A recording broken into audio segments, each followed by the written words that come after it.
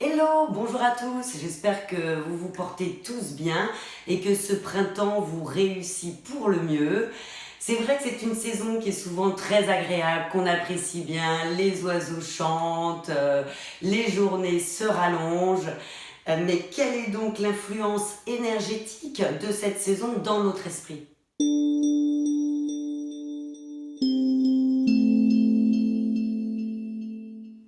Ah, les premiers rayons de soleil sur notre peau.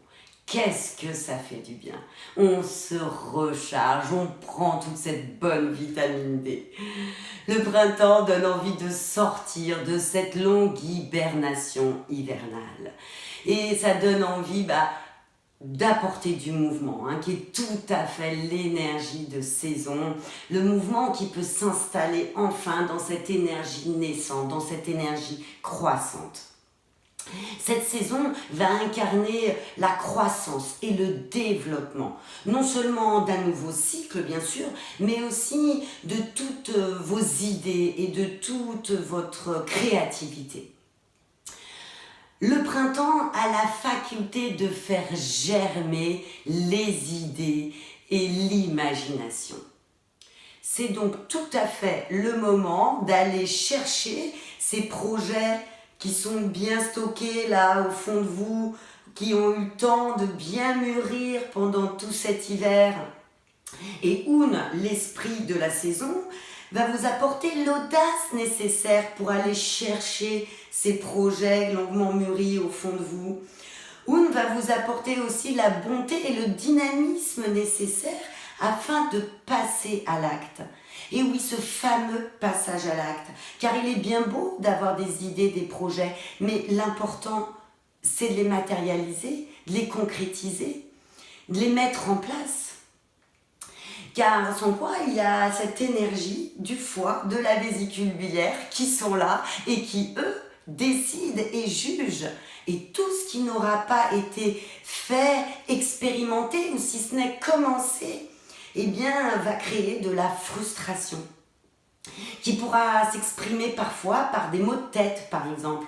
Les maux de tête qui sont souvent, entre autres, un signe du corps qui nous montre des fois une contre-indication entre l'énergie de notre cœur, nos projets profonds, ce que l'on a envie de mettre en place, et puis notre mental, notre esprit qui analyse, qui juge, qui a ses croyances limitantes et qui du coup empêche ce passage à l'acte qui est essentiel. Alors, c'est essentiel aussi de mettre en place correctement ces projets, mais c'est vraiment important d'aller les mettre en place, de les matérialiser, de faire tout simplement.